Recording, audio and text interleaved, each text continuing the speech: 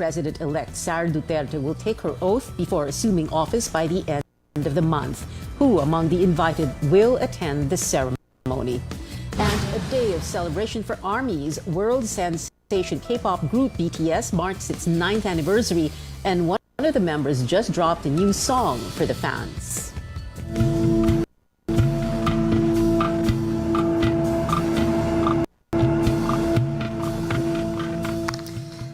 Another round of fuel price hikes. Motorists will have to shell out more at the pump tomorrow. Oil companies Caltex, Clean Fuel, Petrogas, PTT Philippines, Sea Oil, and Unioil will jack up diesel by 4 pesos and 30 centavos per liter. The same companies will increase gasoline prices by 2 pesos and 15 centavos a liter. Meanwhile, prices per liter of kerosene will soar up to nearly 5 pesos. This is the second straight week of fuel price hikes this month. The Russia-Ukraine war threatening global fuel supply has contributed to the skyrocketing prices.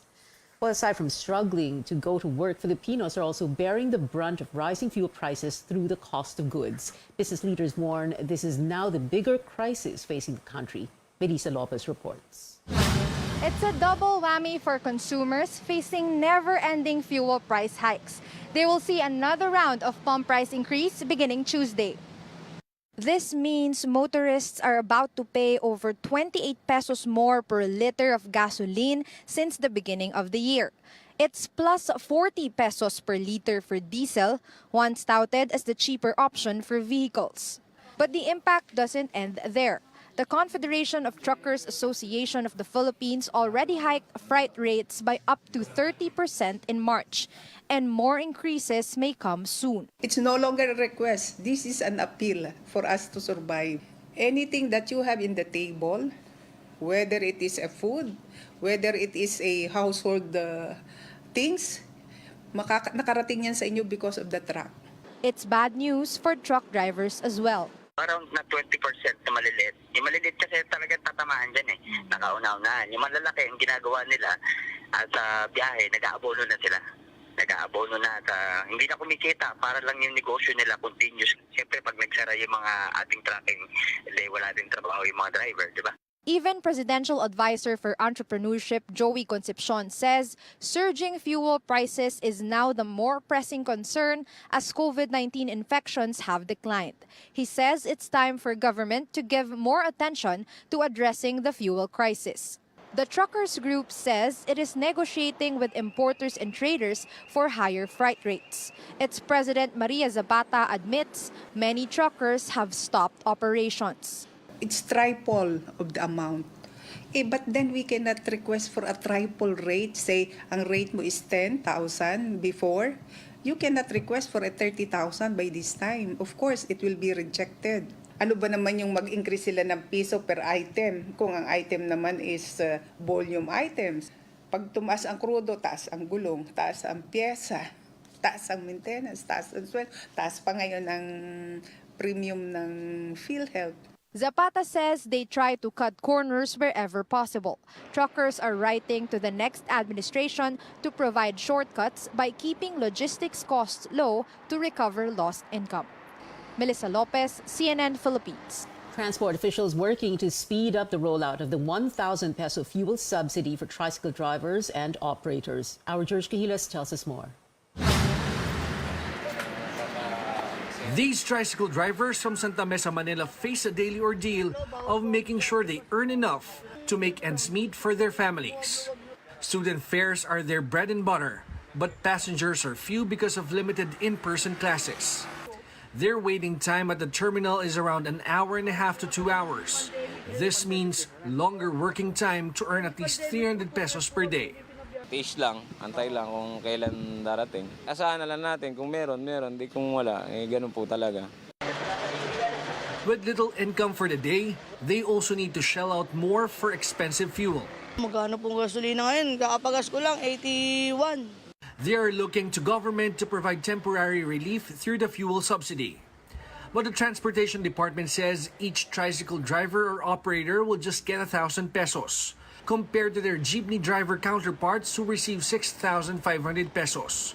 Even with fuel discounts for public utility vehicles, the 1,000 peso subsidy cannot fill up 2 full tanks of a tricycle with a 7-liter capacity.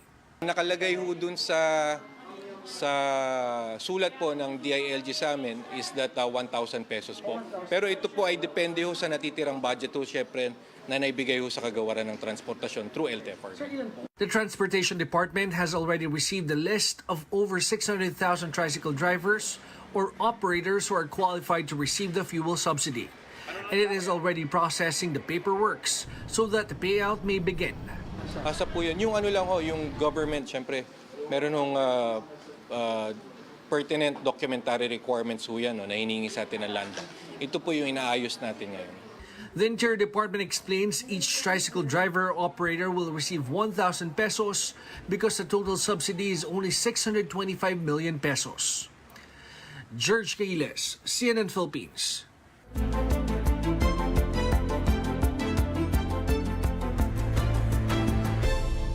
The Justice Department weighing in on the legality of Cebu Province's new face mask policy. Cebu Governor Gwen Garcia earlier issued an executive order allowing the optional use of face masks in outdoor and well-ventilated spaces. The policy overrides an interagency task force resolution on mandatory masking. But Justice Secretary Menado Guevara says an EO issued by the President, as manifested in IATF resolutions, shall prevail over those issued by local governments. Guevara explains under the Constitution, the President exercises general supervision over local governments, adding that the IATF is composed of cabinet officials who are the alter ego of the President. Cebu, however, is already working to institutionalize its new face mask policy. The optional use of face masks outdoors will become a provincial ordinance by next week. This will repeal all other face mask rules in all its towns and cities. Provincial Board member John Ismael Borgoña filed his draft ordinance today at the Cebu Provincial Board, basically adopting Garcia's EO. The board, however, failed to approve the ordinance because of a lack of quorum. But once the ordinance is approved next Monday, Borgoña says there will be no basis for the police to apprehend or penalize those without face masks outdoors and in open spaces. Well, Metro Manila could escalate from low to moderate risk for COVID-19 in 1 to 2 weeks. The Octa Research Group notes the steady increase in cases, with average infections rising by 31% or from 88 to 115 per day. The positivity rate in the region also went up from 1.5 to 2.4%. Octa says cases may rise to 300 to 400 by end June and may call for tighter restrictions. But for now, the Health Department says there is no basis to raise Alert Level 2 in Metro Manila. Hindi lang cases po ang tinitignan natin. Pag tinignan po natin ngayon ang National Capital Region, yes, 14 out of the 17 cities and municipality ay meron ho tayong pagtaas ng kaso. Pero hindi pa ho siya nag-translate into more severe and critical, and hospital admissions are still stable. The DOH has reported 1,682 new cases from June 6 to 12. The 7-day average was at 240, 30.4% higher than the previous week. Now, despite lower reports of severe and critical COVID-19 cases, a kidney transplant center in Metro Manila is still limiting patient admissions. Carolyn Bonkin tells us why. This is the hospital gymnasium, and right now it's still filled with 20 patients of all ages who can no longer fit in the regular ward. The emergency room is also at capacity. For about 2 weeks, the National Kidney and Transplant Institute, or NKTI, has been having a sudden influx of non-COVID patients. Still full house, so that's 20 patients that are in the gym or our basketball court, because we have no other place to put our patients now. They are all kidney patients, either kidney, urology, or transplant patients who need critical care. The Specialty Center for Renal Health is at 82% occupancy. The remaining empty beds are reserved for COVID patients. Since June 4th, emergency room admissions are on hold until further notice. Patients who come in still get emergency care and then transferred to other health facilities. They're only admitting transplant patients with medical complications. Wilson's cousin was among those admitted on June 10th. He went straight to surgery. 4 na araw na siya hindi nakakaihi, then nakakatae. Then dinala po siya sa emergency ER para po maoperahan daw po sa sabi ng doktor na para malabas daw po ng mga bato niya. Only patients with manageable conditions stay in the gym that's been equipped for peritoneal dialysis and stocked with medicines. If they're critical, we will not put them in the gym. It's only those who need mechanical ventilation that would be a problem. So when we identify such patients, we transfer them to our wards. Hospital administrators appealing to hemodialysis centers. Avoid sending them patients if they can do the treatments like blood transfusion, or they can send patients to partner hospitals. Dialysis facilities are capable. They come here, they have no blood donors, they have no blood available, so they deplete the blood that's available here at NKTI, whom we want to reserve for critical patients, patients who are going to be operated. NKTI could accommodate more patients once its newly built 35-bed ward opens this June. The hospital is also in need of about 90 nurses. Caroline Bongkin, CNN Philippines.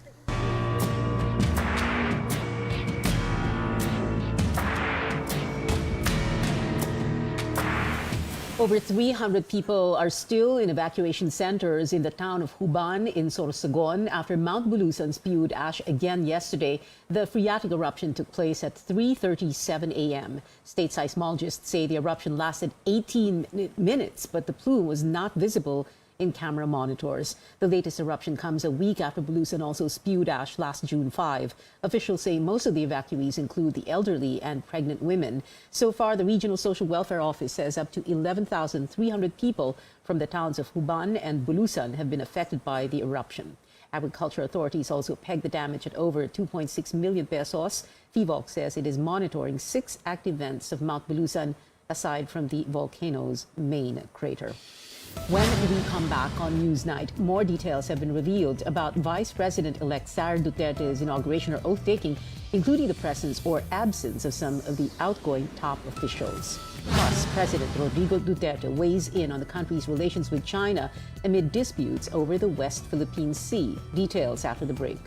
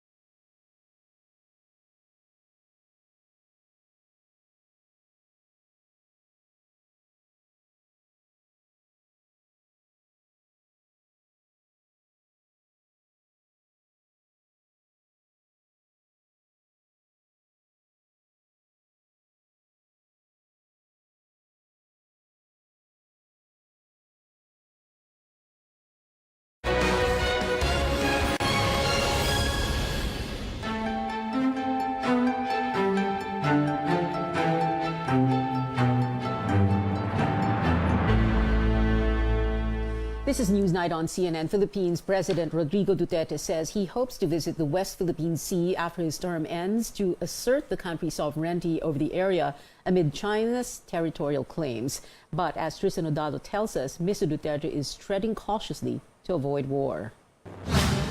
Amid tensions between the Philippines and China in the West Philippine Sea, President Rodrigo Duterte believes that a war is unlikely to happen. In a speech over the weekend, the president also disclosed a conversation he had with Chinese President Xi Jinping wherein he insists that the Philippines cannot give up its sovereignty over the West Philippine Sea. At this late day and age of our civilization, I cannot really find a very cogent reason why a war should break out. That is why tayo sa Pilipinas vis-a-vis with China. And I am glad that they have also adopted the same behavior. we continue to talk. Mr. Duterte also reiterated his position that the country could not go to war. He also expressed his willingness to visit the disputed area as a civilian so that he could not aggravate the situation further. In 2016, Mr. Duterte promised to go to the West Philippine Sea on a jet ski. Years later, he clarified that the statement was just part of his campaign strategy. But we cannot afford fighting with China. We cannot win and we will lose, and the population will suffer. Defense Chief Delfin Lorenzana says in an international dialogue held in Singapore that the Philippines is walking on a tightrope. He says the country needs to balance its relations between two superpowers. At least 3 diplomatic protests have been filed against Beijing in recent weeks. The country protested the unilateral fishing ban declared by China on May 31st. The Philippines also opposed the quote illegal return of Chinese vessels in the Julian Felipe Reef. Manila also slams the recent incidents in Ayungin Shoal by the Chinese Coast Guard. In a statement, Chinese Ambassador Wang Zhilian said that differences are expected between neighbors and the best way to handle this is through bilateral consultations. On the Julian Felipe Reef, the Chinese ambassador maintains that the area is a traditional fishing ground for Chinese fishermen and there is nothing unusual with their activities there. China maintains that the maritime dispute in the South China Sea is just a small part of the overall bilateral relations between Manila and Beijing. Tristan Udalo, CNN Philippines. President Duterte wants the drug war to continue even after his term. He says he's passing the torch to his daughter, Vice President-elect Sara Duterte, but warns he will still keep an eye out on local officials. Cian Arcangel filed this report. I would like to appeal to everybody that drugs, especially the military and the police and the Coast Guard who are here, never give up the fight against drugs. Drugs will kill the Philippines. Malapit na tayo nag-narco-politics. Fighting illegal drugs remains on top of President Rodrigo Duterte's mind, even if he has less than 3 weeks left in office. During his visit to the Metro Manila subway depot on Independence Day, Duterte said his daughter, Vice President-elect Sara Duterte, would continue the drug war. He also assured the police and military that he would take full responsibility should they face criminal charges for going after drug pushers. But even after his term ends, Duterte said his campaign against illegal drugs would continue, and his focus would be on local officials. Kung wala na ako, sabihin ko na lang kay Inday, take over. Ikaw nang kunin mo yung trabahong, biro mo yung Department of Education, maraming bata dyan. Do not ever allow contamination dyan. If you have to do it, do it. After 6 years in office, Duterte admits his bailiwick, Davao City, has been lagging behind in terms of volume of government projects. But he explains he chose to allocate more resources to other areas out of delicadeza.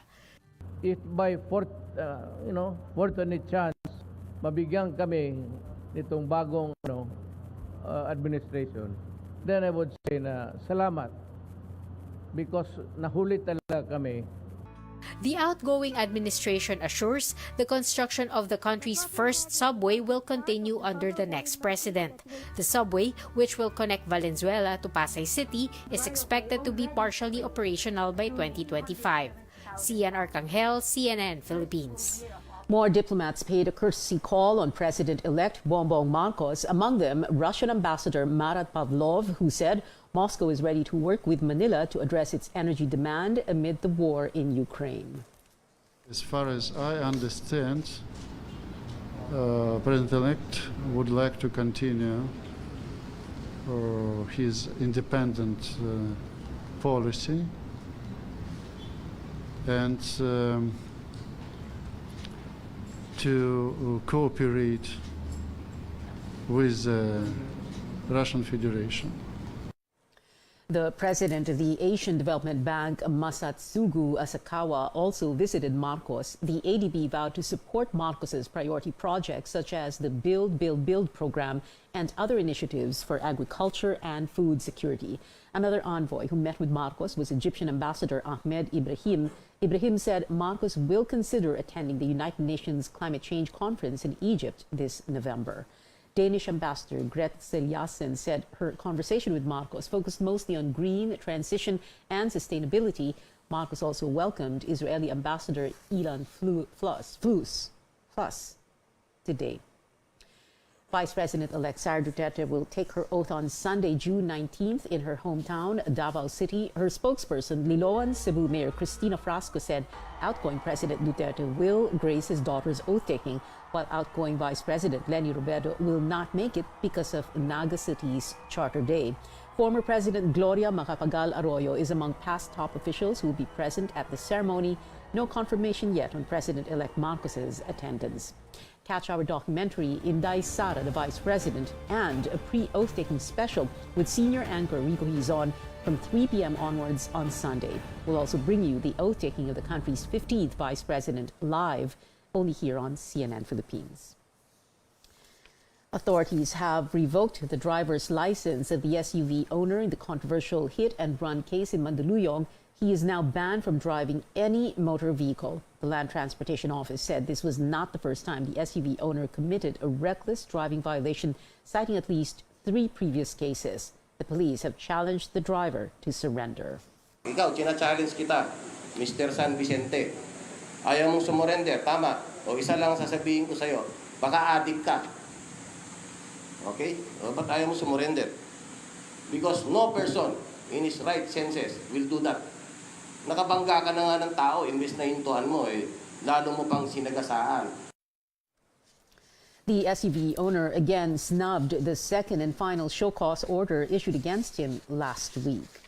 In other news, the Philippine National Police standing firm it did not commit any human rights violations following the arrest of at least 93 people in Concepcion Town in Tarlac. PNP officer in charge, Lieutenant General Victor Nao, says those arrested were supposed members of militant groups. Farmers and advocates took part in an activity linked to a land dispute in Hacienda Tinang last Thursday. They are detained at the Municipal Police Office pending inquest proceedings. The PNP denied allegations the individuals are kept from being released. Pinaghirapan ito ng ating mga kababayan na itanim. Only sisirain ng mga lukulukong to. Please do not use human rights in defending your rights there. Imagine, sinisira nyo yung mga tanim. Kung meron pong bail yan at nakapag-bail po sila, definitely they will be released. So again, you are twisting the facts. Punong-puno na po ang ating mga kababayan sa panluloko ninyo. Police say members of the Anak Pawis and Kadamay groups and 8 foreign nationals have been released. We'll take a short break, and when we return, one of the most watched shows on Netflix is officially returning for a second season. Plus, the Golden State Warriors are victorious in Game 4 of the NBA Finals to level the series against the Boston Celtics. You're watching CNN Philippines.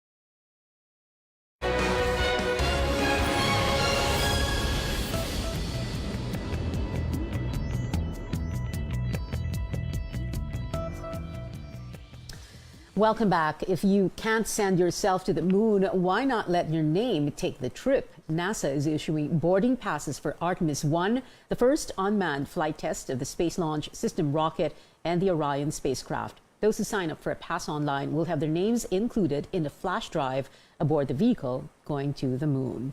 On to sports news. The Ateneo Blue Eagles head to the step ladder semifinals in UAAP women's volleyball after beating Adamson over the weekend.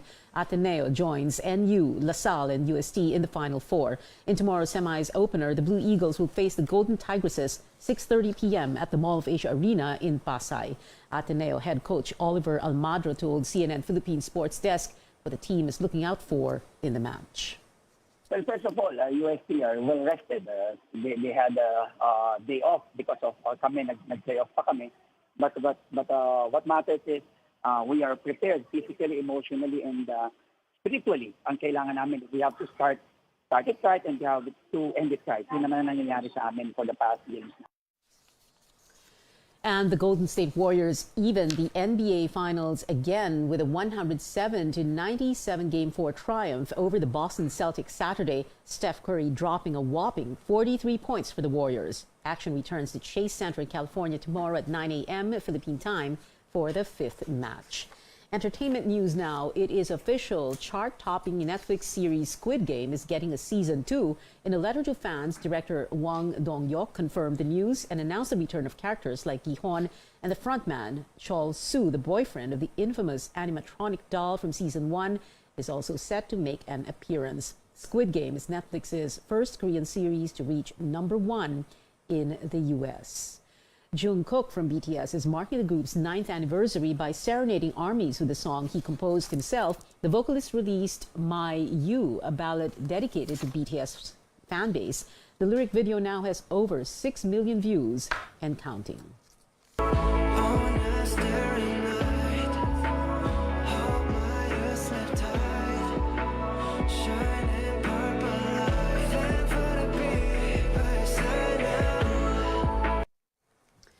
In celebration of their 9 years together and their new album, BTS will perform tracks from Proof tonight at 8. The event, to stream live on YouTube, will feature a special guest. The world-famous K-pop group debuted on June 13, 2013, with the release of their first single, No More Dream. And that is it for now. Join me again on News.ph at 7 p.m. I'm Pia Ontiveros. Before we go, we'll take a closer look at how to manage one's electric consumption all week long. The Department of Energy has designed practical and implementable programs for every sector to plan their electric use for the long term. Let's watch this.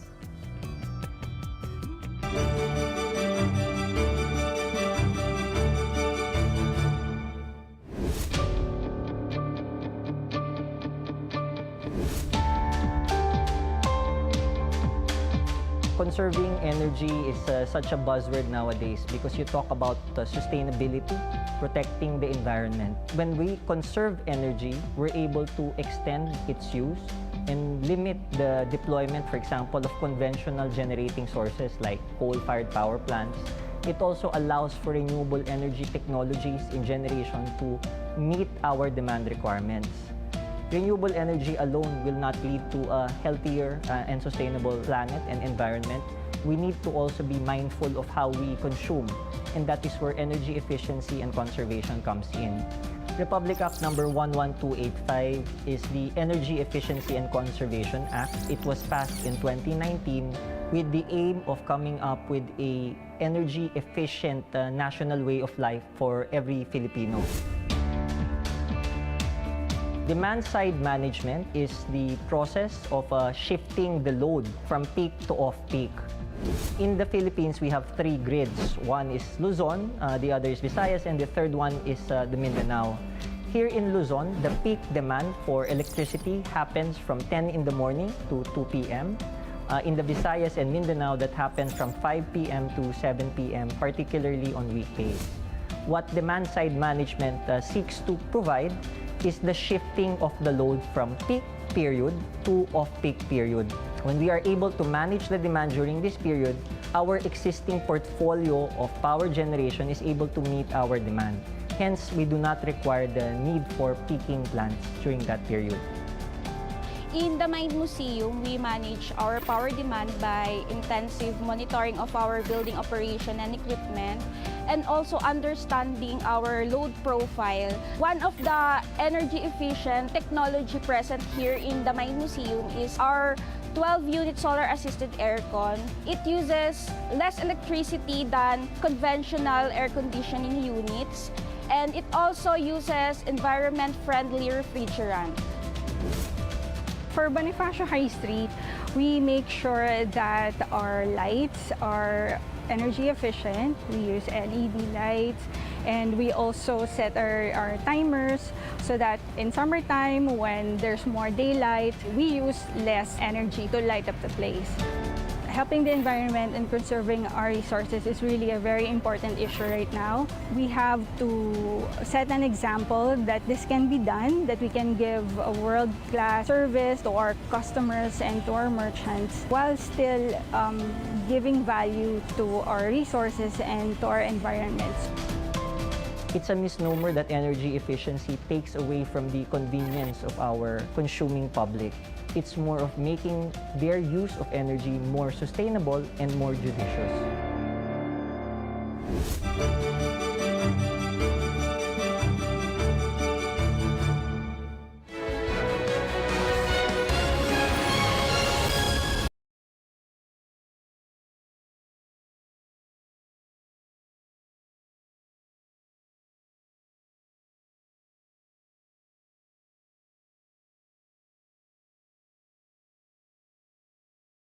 Radio Philippines Network, Radyo Ronda, DX General Santos, member kapisanan ng mga broadcaster ng Pilipinas. Mas tudong lakas, Radyo Ronda Nationwide. Mga katikaran sa Sarangani Province. Mga opisyales sa Sarangani Province nakigduyog sa mga kaigsuunang Muslim sa balaang pagtamod sa Eid al-Fitr. Mga programa sa Moro Community, pakusgan, National Regular Holiday, adlaw nga Martes, Mayo 3, base sa Proclamation Number 1356 ni Pangulong Rodrigo Duterte tungod sa sagradong pagtapos sa usa ka bulan nga Ramadan sa atong mga kaigsuunang Muslim. Sa Sarangani Province, una pa man ang pagsaulog sa Eid al-Fitr, nakapahigayon na og magarbuhon nga Grand Iftar ang Kapitolyo sa Sarangani atong Abril 13, sulod sa Sarangani Capitol Gymnasium nga gitambungan sa sobra 500 kabuok mga Muslim elders, ostads, imam, youth and women development partners o uban pang moral leaders and professionals o mga dinapit nga Islamic scholars.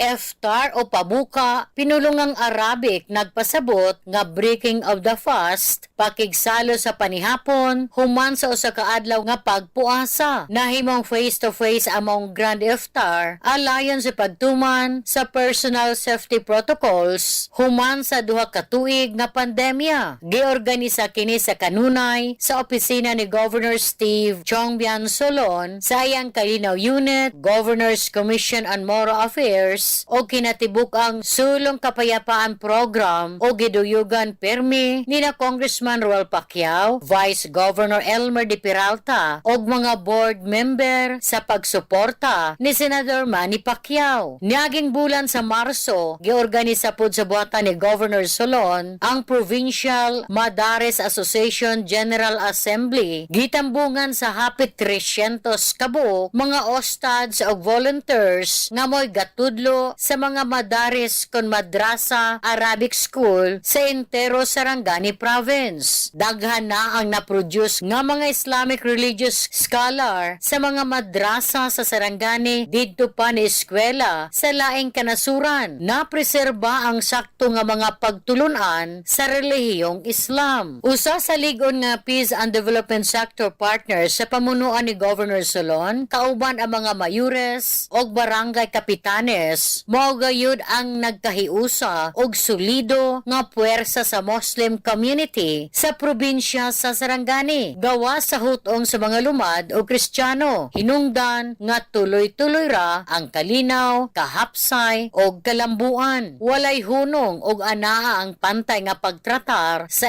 LGU Sarangani sa mga ayuda panahon sa Ramadan, Idil Adha, lakip na ang panginabuhian, infrastruktura o uban pang proyekto nga ikaayo sa magkaigsoonang Muslim apil na sa panahon sa pandemya. Atol sa mga Madares Assembly o Grand Iftar Celebration, gipasalig mismo ni Governor Solon nga magpabilin kining muamuma sa Moro brothers and sisters bisan pa man nga mahimo na kining kongresista. Samtang si Congressman Ruel Pacquiao ang nagbutyag nga ipadayon nini ang nasugdan ni Governor Solon alayon sa vision sa gobernador nga God-centered prosperity. Magamit na ang building nga Moro Resource Center sulod sa Sarangani Capitol Compound nga gipunduhan sa iyang congressional office og 6 milyones ka pesos. Nilambo na usab ang panginabuhian sa pagbuhi og mga kanding sa mga madrasa facilitators sa pagpaningkamot sa buhatan ni Governor Solon human giaprubahan ang budget og programa nila Vice Governor De Peralta og mga board member og karon muhatag pa og dungag pondo si Congressman Ruel kanila. Ang mga maayong kalihukan sa Kapitolyo sa Sarangani alang sa mga Muslim og tribe people ang nasugdan sa administrasyon pa kaniadto sa mga apuhan ni Governor Solon nila ni the late Congressman James Chongbian og the late Gobernadora Priscilla Chongbian. Dia ang labaw sa Madares facilitators sa lungsod sa Glan, Ostads Abdul Aziz Lasad. Kasi yung reaksyon namin para sa ating Governor Steve Chongbian Solon,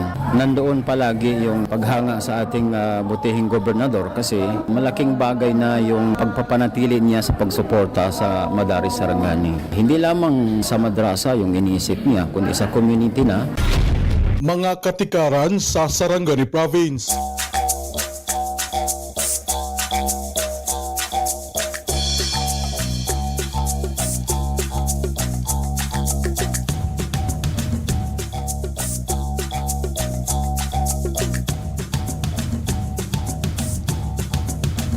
Kapayapaan at pagkakaisa, pagtutulungan at pagkakasama, karunungan at kasaganaan, kabutihan at kagandahan. Ang kinabukasan ating kasalubong, wala nang atrasan, halina't sumulong. Sulong Sarangani, sulong Sarangani, sulong Sarangani, sulong, sulong, sulong Sarangani. Mula bundok hanggang dagat, tuloy-tuloy sa pag-ahon, sabay-sabay na aangat, kaakay ang Panginoon. Kilos abante, paghihok sumulong. Kilos abante, paghihok sumulong. Kilos abante, paghihok sumulong. Kilos abante, paghihok sumulong. Siya ka na dahil sa kalimutan!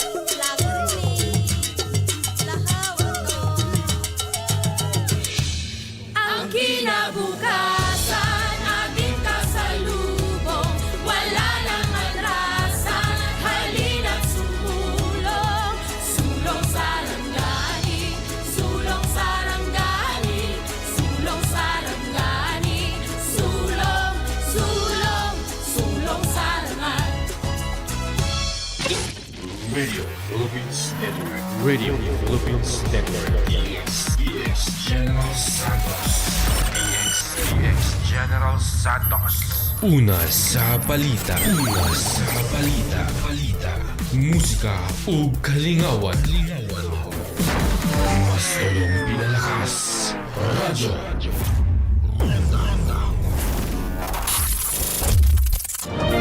This is CNN Philippines. Philippines. Life as a new mom is exciting, but it can also be overwhelming. Now, taking steps to ensure a healthy pregnancy, safe delivery, and a strong baby can help you feel more confident as you go through this journey. But what lifestyle choices do you need to make? What can you eat? Can you still exercise?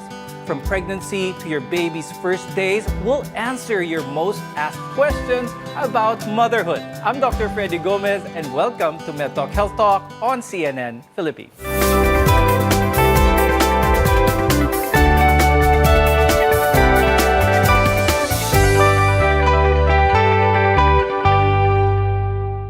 Calling all expecting moms out there. In celebration of Mother's Day, our guests are here today to give you practical and effective tips on keeping your baby safe as well as healthy. With us is Dr. May Siki Young. She's an obstetrician and gynecologist from the Makati Medical Center. Also with us is Dr. Jamie Isip Kumpas. She's a pediatrician and lactation consultant from the Medical City. If you often find yourself running on little sleep or reaching for that bag of chips, it's time to make some lifestyle changes in order to give your baby the healthiest possible start in life. Now, eating the right foods and exercising regularly can help ensure a safe pregnancy. Now, I'll start the conversation with Dr. May. Now, let's talk about someone who wants to become a mother, is starting to think of the family. What kind of diet should she think of in order to prepare herself, not just for one, but maybe for two? This is the most common thing that women take for granted. They go to the clinic and say, Doc, I want to get pregnant, but they're obese, no? So what we do is to assess you, your risk, and tell you what you have to do. Proper nutrition is very important, exercise is very important, and age is also very important. So having the right body and health at the time before you get pregnant is very crucial. Sometimes it will affect the pregnancy. Many, Dr. May, might feel daunted with the fact that someone becomes pregnant, they would gain weight. They're afraid of that weight, intimidating for a lot of mothers, especially nowadays. But it is normal to gain weight when someone is pregnant. What is a normal spectrum so that our viewers will have an idea on what the normal weight gain is, and of course, trying to make sure that you don't go over that expected weight gain? The weight gain depends on your baseline weight. If you're overweight, your total weight gain should be reduced. Maybe 10 to 15 pounds the whole pregnancy. Ideal body weight, it would be around 25 to 30 pounds. If you are underweight, it can go as high as 45 pounds. That's why the prenatal checkup is very important. No? But that weight gain should not be because of junk. That weight gain should be because of eating healthy. So like enough, a lot of vegetables ideally, fruits, not so much because the sugar content is very high. So choose well in what kinds of fruit you want to eat. Doc Jamie, when it comes to the child, what are some of the foods that women should avoid? We really do want to steer clear from anything that would be processed, and if it comes from unnatural food, then we don't want that. So we always stick to a rainbow of fruits and vegetables, so natural food. So the things that's not like that, that's what you want to avoid. So like soda, junk food, processed food, as much as possible. We don't want canned food also. So we really want to stick to the natural food items. Are there any specific things in the diet of the mother that they should be taking in order to prepare for, a good, nutritious breast milk for the baby? What's important is really to just be as healthy as you can. But what's beautiful about breastfeeding is even those who are undernourished will still be able to produce breast milk for their babies. So we just want a healthy mom so that she'll be able to take care of her baby. But when it comes to nutrition and breastfeeding, just stick to the healthy food and that should be enough already. Actually, experts say that gaining too much weight during pregnancy increases the risk of gestational diabetes and high blood pressure. This can also affect pregnant women later on in life. So they're encouraged to do some sort of physical activity every day. And there are also a number of other benefits to it. Dr. May, let's talk about this. Earlier, you mentioned how a good preparation for motherhood is that you start at your ideal weight before getting pregnant. Could you talk more about this? How important is exercise, not just before getting pregnant, during pregnancy, and during delivery? If you are obese, we would really encourage you to lose weight first because it will affect you and the baby. And exercise, you have to start as early as possible. If you don't have any exercise though and you're already pregnant, what I do is I ask them to gradually increase the activity. So walking, swimming, you can count the steps, no? Because if you don't exercise, aside from you're eating a lot and you don't exercise, and your body will change, you will really have difficulty carrying the pregnancy. That is just the minimum. So the other things that will affect the pregnancy, which will have a bad outcome is, as you mentioned, Doc, is diabetes, hypertension, which might lead to preterm birth. And if you are very desirous of normal delivery, it might not happen if you have complications. Enough physical activity can even prevent complications from arising. In fact, the National Institute of Diabetes and Kidney Disease reports that there's evidence that it may reduce the risk of preeclampsia. Doc May, let's talk about preeclampsia. Please explain to our viewers what it is and how common is it here in the Philippines? Preeclampsia usually happens after 20 weeks age of gestation. It's defined as increase in blood pressure plus protein in urine. The thing about preeclampsia is we cannot really predict who will have preeclampsia and who won't have preeclampsia, but there are risk factors that you can see who will most likely have preeclampsia. So example, you have previous preeclampsia, you have chronic hypertension already, you have kidney disease, you're obese, first pregnancy, multi-fetal pregnancy, your chance of having preeclampsia will increase. So in the Philippines, usually the percentage of preeclampsia is around 4 to 8%, depends on where you are, no? And women who are older will have higher chance of preeclampsia. Dr. May, earlier you mentioned that preeclampsia is one of the more common complications seen with high-risk pregnancy. Could you please explain to us at what age does a pregnancy start to become high risk? And aside from preeclampsia, what are other high-risk complications normally seen in Filipino mothers? So theoretically, high risk is defined at 35 years old and above. Then when you are 35 years old and above, your chances of having preeclampsia is increased, during pregnancy, diabetes is increased, and also some sort of genetic problem. On top of that, the chances of having a cesarean section is also increased. But when I assess the risk of the patient, we don't only look at the age of the patient. Again, we look at the history of the patient, the weight of the patient, the physical activity of the patient. All in all, this will give you somehow a clearer view of when you're pregnant, what are the chances of you having complications, including preterm birth and cesarean delivery. You've gone through pregnancy, labor, and delivery. Now what? When we return, tips on how to care for your newborn. We're your partner in healthcare. You're watching MedTalk Health Talk on CNN Philippines.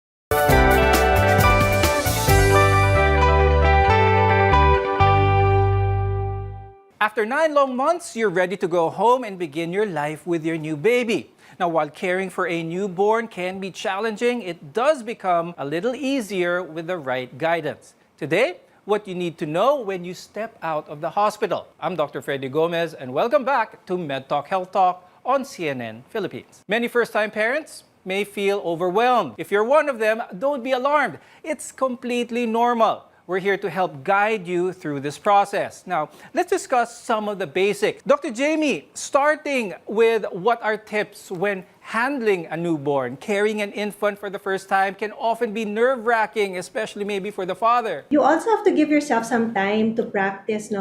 Don't be so scared, but when you do things with a lot of gentleness and just make sure that you support the baby properly, meaning you hold the baby's neck and the head, and then you also try to cradle the baby well. Never carry the newborn under the armpits because they're not yet too strong to be able to hold that position. So always protect the head and the neck and also the back and the bottom. So you have to do it very gently. Let's talk about changing the diapers. Of course, this is going to be a big part of a parent's daily routine whenever they have a newborn child. But what are some of the tips that new parents should watch out for, especially when changing a baby's diaper?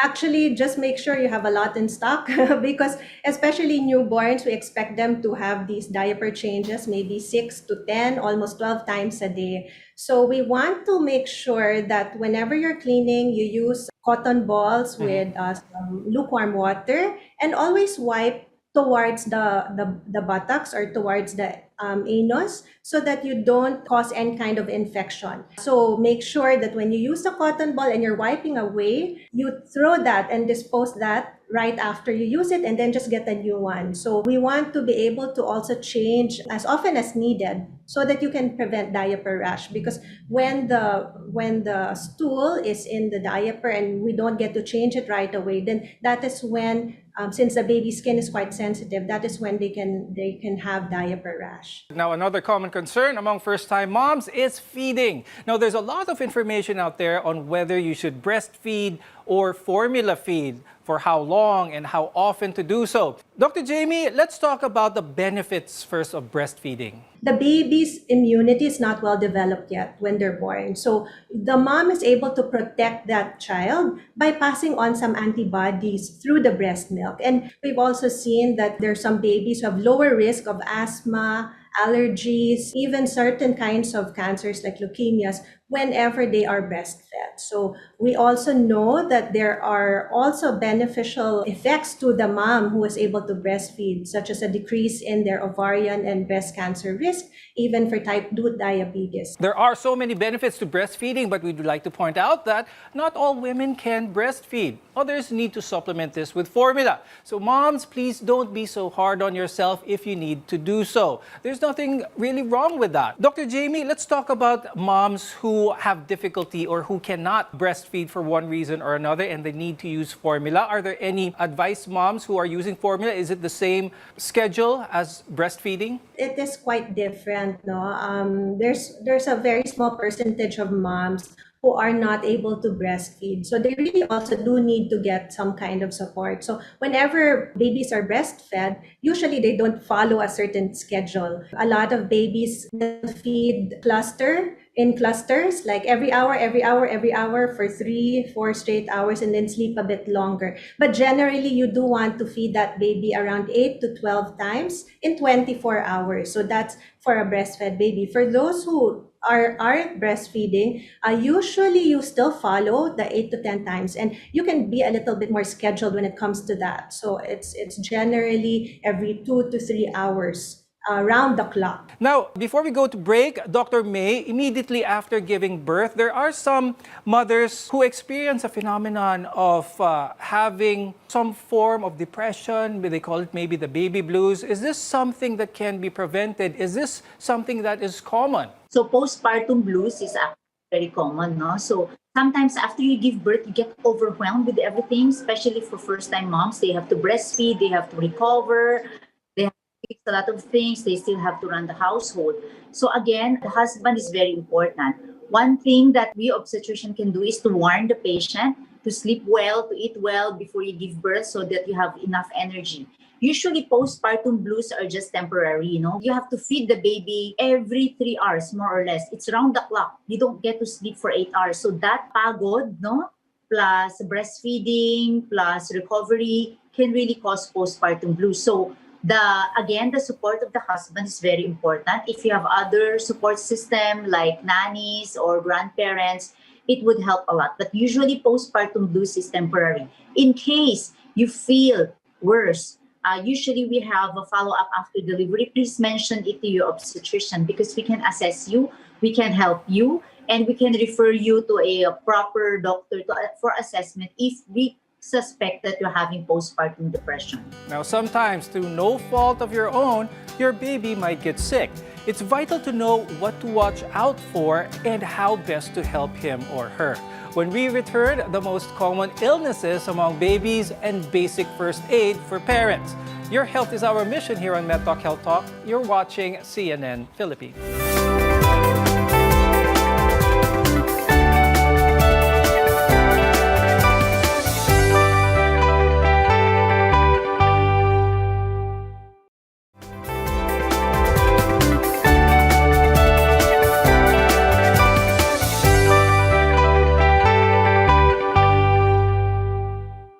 Dr. Freddy Gomez, and this is MedTalk Health Talk on CNN Philippines. As a parent, it's easy to feel helpless and worried when your baby is sick. But many of these health problems among newborns can actually be managed very effectively by the parents. First aid and some TLC can go a long way in the recovery of your little one. Dr. Jamie, when it comes to the baby having a fever, that's probably one of the more common things. What are some of the physical characteristics that the parent might see that their baby might do or have if ever a baby has fever? What should they do? So what we need to do is to make sure that that baby is comfortable.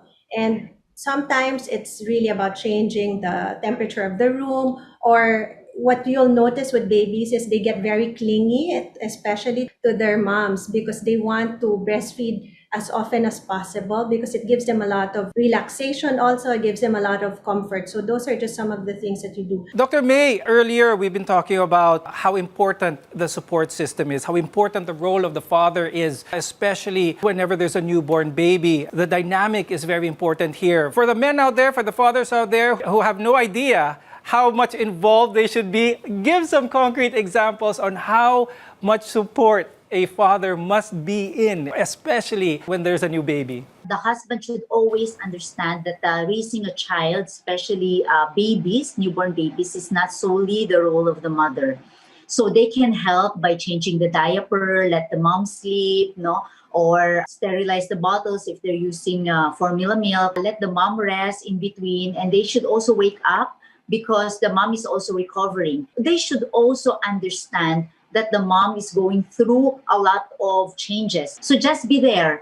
Just listen to them when they cry because they're sad. For some reason, they don't understand why they're crying. Please, husband, be very, very patient because they went through a lot just to have your baby also. So just be there and listen to them and help as much as you can. Now, I'd like to talk to Dr. Jamie about some basic first aid when it comes to the baby. An advice, though, to the viewers here, first aid is best done if you are very familiar with trying to find out what are the warning signs that the baby does need first aid, and you have to have that skill in order to perform first aid. With that being said, Dr. Jamie, what are some red flags that the baby does need some first aid when it comes to maybe their breathing or their swallowing or the sounds that they make?